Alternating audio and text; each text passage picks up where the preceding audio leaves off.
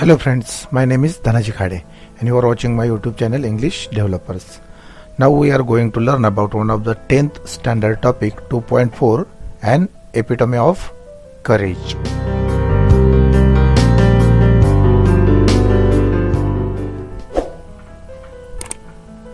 An epitome of courage म्हणजेच धैर्याचे मूर्तिमंत रूप. Some people are unfortunate. They are born with some kind of deformity or handicap. Yet, if they are mentally strong and determined, nothing stops them from pursuing their goals and becoming successful in life. This is the story of Dr. Stephen Hawking, who suffered from a rare disease. It affects the nervous system and weakens the muscles of the body. Although confined to the wheelchair, he continued his research and became a renowned scientist. His example is very inspiring for the young generation. बस काही दुर्दैवी व्यक्ती एखादे व्यंग घेऊन जन्माला येतात, परंतु जे मनाने खंबीर असतात ते आपल्या अपंगत्वावर मात करून आपले ध्येय गाठण्यात यशस्वी होतात. डॉक्टर स्टीफन हॉकिंग या जगप्रसिद्ध शास्त्रज्ञाला एका दुर्मिळ रोगाने ग्रासले होते. या रोगामुळे शरीरातील स्नायू हळूहळू दुबळे होतात. अशा परिस्थितीतही या थोर व्यक्तीने आपले संशोधन चालू ठेवले आणि यश प्राप्त केले. आजच्या तरुण पिढीला त्याचे उदाहरण प्रेरणा देणारे ठरते. आपण बघूया बघा, an epitome of courage. We often tend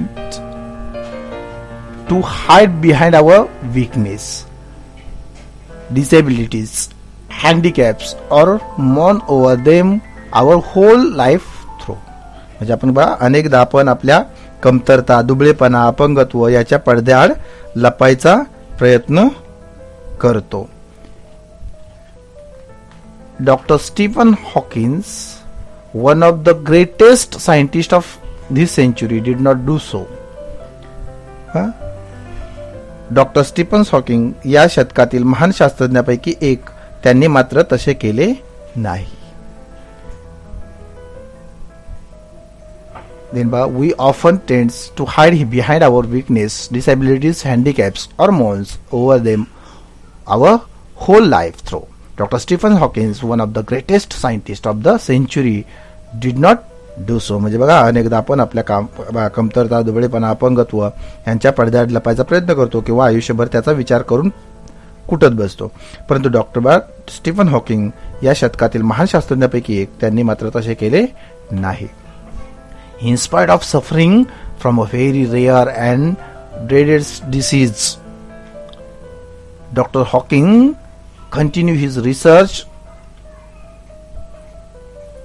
undaunted. means एका अतिदुर्मिळ व भयंकर असाध्य अशा आजाराला तोंड देत त्यांनी आपले संशोधन कार्य अविरतपणे चालू ठेवले.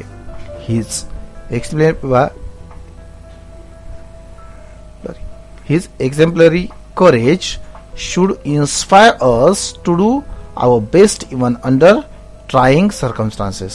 म्हणजे त्यांच्या या अतुलनीय धैर्यातून आपण कसोटीच्या प्रसंगालाही कसे उत्तम प्रकारे सामोरे जायचे याची प्रेरणा घेतली पाहिजे.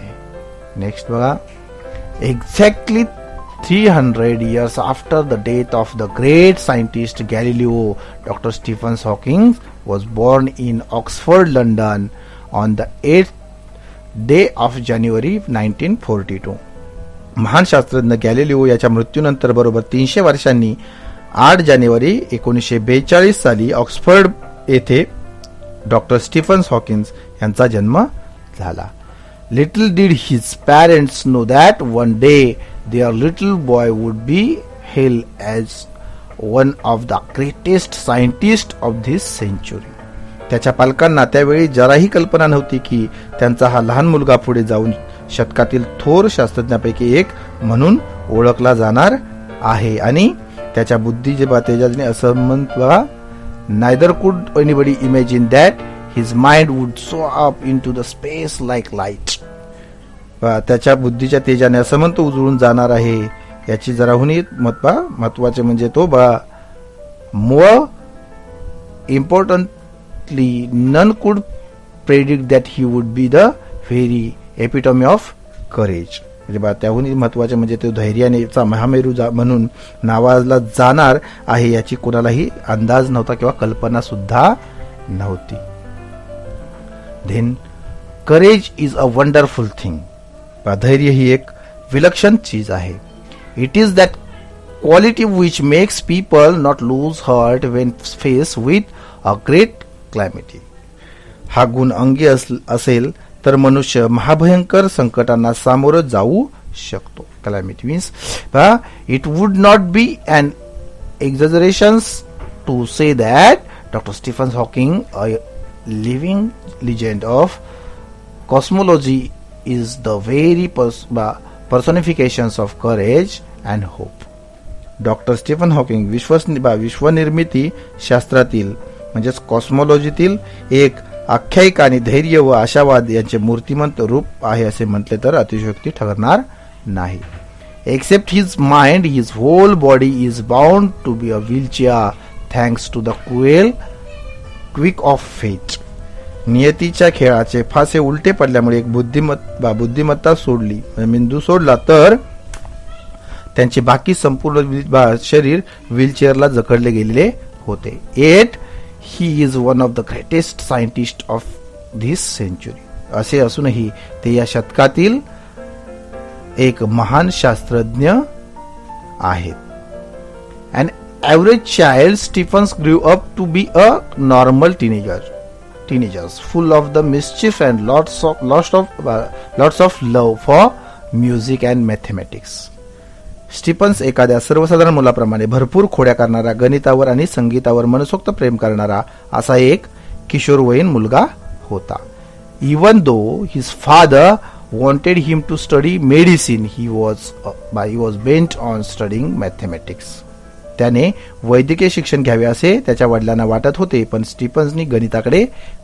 स्टीफनचा गणिताकडे कल होता. The university of Oxford at that time did not have a course in mathematics, so he opt to the study physics instead. मात्र त्यावेळेस ऑक्सफर्ड विद्यापीठात गणिताचा अभ्यासक्रम नसल्यामुळे त्याऐवजी त्याने भौतिकशास्त्राचा अभ्यास करायचे ठरवले. At the age of 17, Stephen started noticing that he was becoming increasingly clumsy and even fell down a couple of times for no reasons. 17 वर्षाचे असताना स्टीफन यांना आपल्या हालचालीत जडत्व किंवा बोजडपणा जाणवू लागला आणि 1-2 वेळा ते अकारण तोल जाऊन खालीही पडले.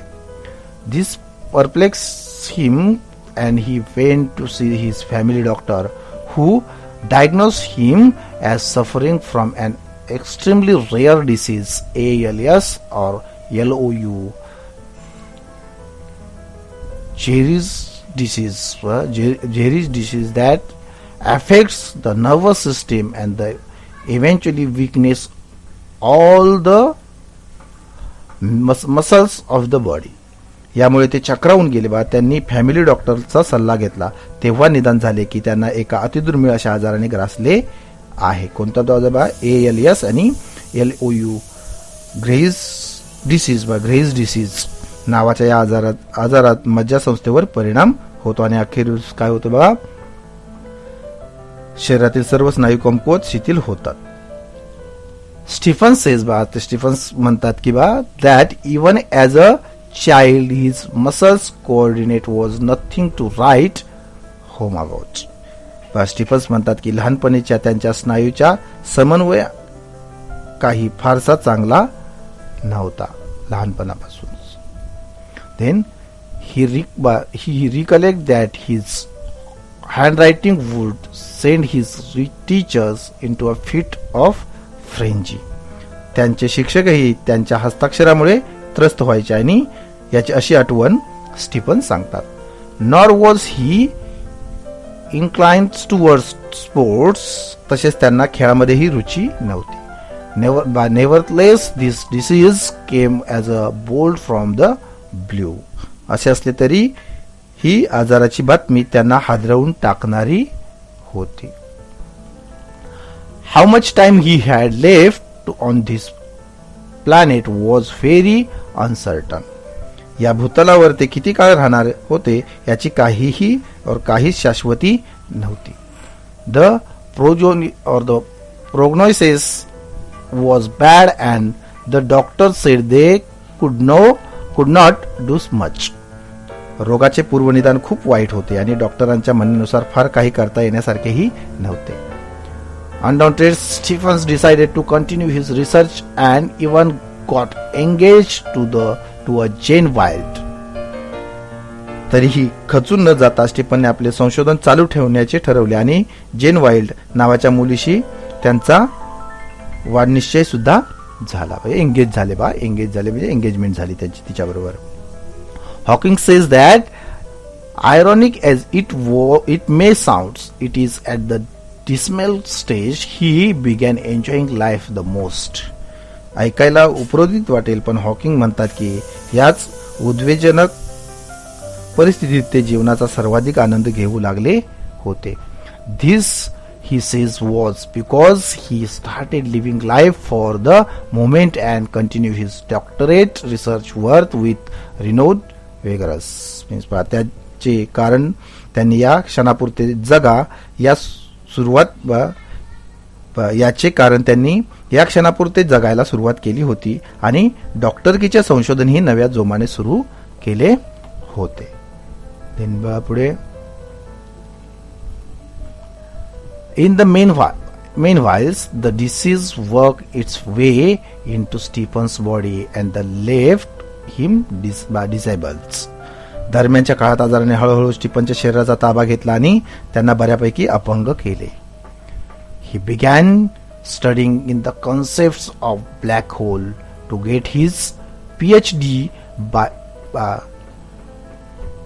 By this time he was confined to the wheelchair and was rapidly losing control of his hands and speech.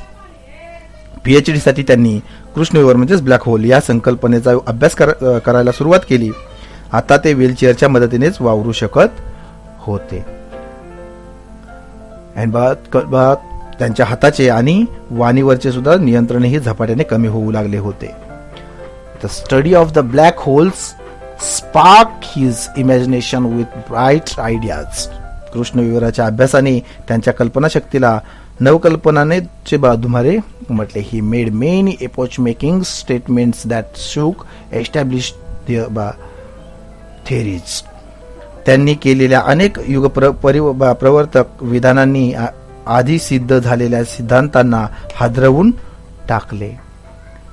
Scientist believe that the universe begin with a big bang. शास्त्रज्ञांच्या मते या विश्वाची निर्मिती एक प्रचंड विस्फोट होऊन झालेली आहे. To explain this concept better, Stephen invented what is known as a Lie algebra. ही संकल्पना अधिक चांगल्या प्रकारे स्पष्ट करण्यासाठी स्टीफनने लाई अल्जेब्राचा शोध लावला.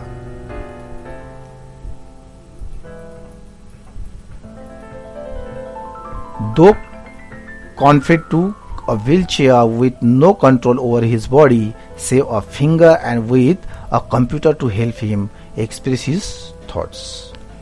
शरीरावरचे नियंत्रण गेल्यामुळे ते व्हीलचेअरलाच जखडलेले असले तरी संगणकाच्या मदतीने ते त्यांचे विचार व्यवस्थित मांडू शकत होते.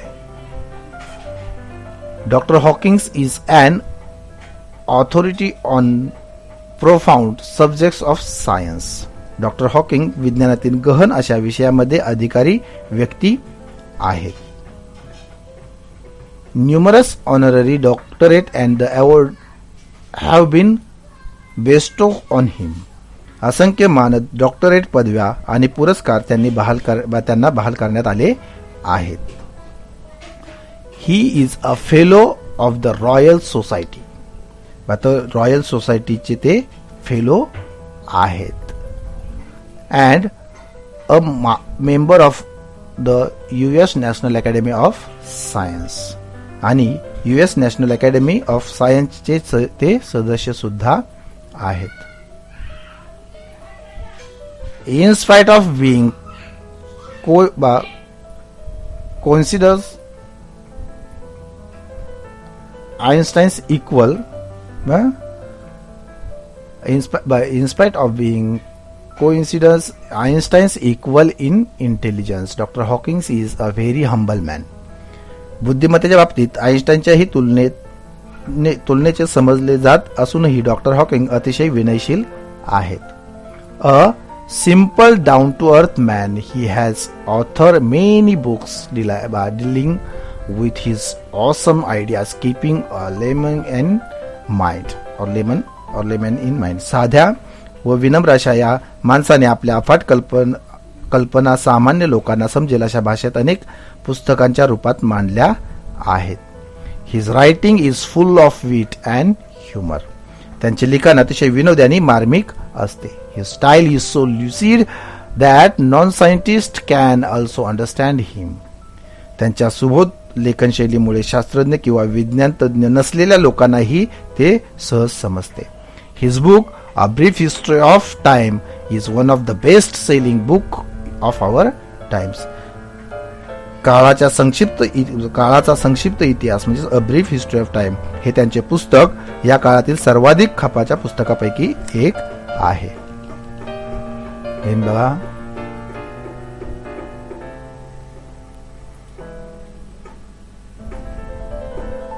on being asked how he feels about having the dreadful alias Dr. Hawkins, the quintessence of optimism and the hope, says, not very difference from the rest.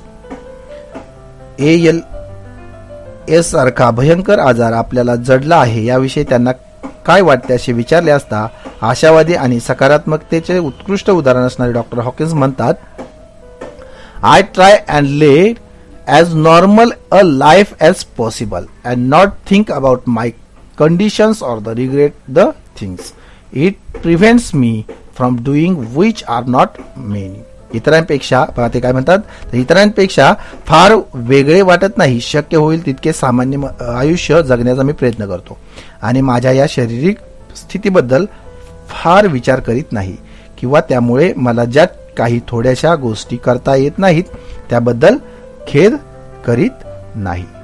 Doctor Hawkings firmly believes that in the next millennium science will discover the core secret of the universe, its origin, its history, and maybe even predict its ultimate demise. पुढील हजारेक वर्षात विज्ञानाला विश्वाची मूळ रहस्य उलगडता येतील. विश्वाचा प्रारंभ, इतिहास आणि कदाचित विश्वाचा अंतिम नाश कधी होणार याचेही भाकीत वर्तवता येईल असे डॉक्टर हॉकिंगचे ठाम मत आहे. Like Dr. Hawkins, there are many people who display exemplary courage in their lives. Doctor Hawking प्रमाणेच असे असंख्य लोक आहेत की जे आपल्या आयुष्यात अनुकरणीय किंवा आदर्श असे धैर्य प्रदर्शित करीत असतात. Let us salute all those brave people who, in spite of being disabled, strive to do their best. आपल्या अपंगत्वावर मात करीत अलौकिक कार्य करणाऱ्या अशा सर्व हिम्मतवान व्यक्तींना शतशः प्रणाम.